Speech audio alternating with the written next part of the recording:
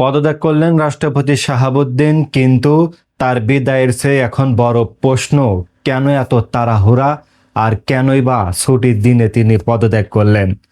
রাষ্ট্রপতির এই পদত্যাগ ঘিরে দেশের রাজনৈতিক অঙ্গনে শুরু হয়েছে নানা জল্পনা কল্পনা। কেউ বলছেন এটি ছিল পূর্ব পরিকল্পিত সিদ্ধান্ত, আবার কেউ মনে করছেন এর পিছনে রয়েছে বৃহত্তর রাজনৈতিক হিসাব নিকাশ। সম্প্রতি তারেক রহমান দাবি করেছেন অন্তর্বর্তীকালীন সরকারের সময় প্রশাসনের 60%-এরও বেশি জায়গায় একটি গুপ্ত বাহিনীর প্রভাব ছিল। তবে তিনি যাদের ইঙ্গিত করেছেন সেই দাবির বিষয়ে সংশ্লিষ্ট পক্ষের ভিন্ন অবস্থানও রয়েছে। এদিকে রাষ্ট্রপতির পদত্যাগের সময়টিও আলোচনায় এসেছে। সেনাপ্রধান বিদেশ সফরে আর কয়েকদিনের মধ্যেই যুক্তরাষ্ট্রের বিশেষ দূতের ঢাকা সফর, এই ঘটনাগুলোকে ঘিরে রাজনৈতিক বিশ্লেষকদের একাংশ বিভিন্ন সম্ভাবনার কথা বলছেন। পাশাপাশি ভারতীয় কূটনৈতিক তৎপরতা নিয়েও চলছে নানা জল্পনা।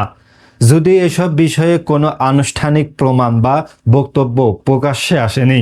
এক সময় রাষ্ট্রপতি শাহাবুদ্দিন বলেছিলেন, আমি তো ঝড় উঠাচ্ছি, কিন্তু সমালোচকদের মতে দায়িত্ব পালনকালে সেই প্রত্যাশিত রাজনৈতিক ভূমিকা তিনি রাখতে পারেননি।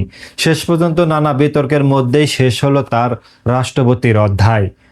এখন সবচেয়ে বড় প্রশ্ন, এই পরিবর্তনের পর প্রশাসনের নতুন ভারসাম্য তৈরি হবে নাকি সামনে অপেক্ষা করছে আরও বড় রাজনৈতিক সংকট। আপনার কি মনে হয়, রাষ্ট্রপতির এই পদত্যাগ কি শুধুই একটি সাংবিধানিক পরিবর্তন নাকি এর পিছনে রয়েছে আরও বড় রাজনৈতিক সমীকরণ? কমেন্টে জানান আপনার মূল্যবান মতামত।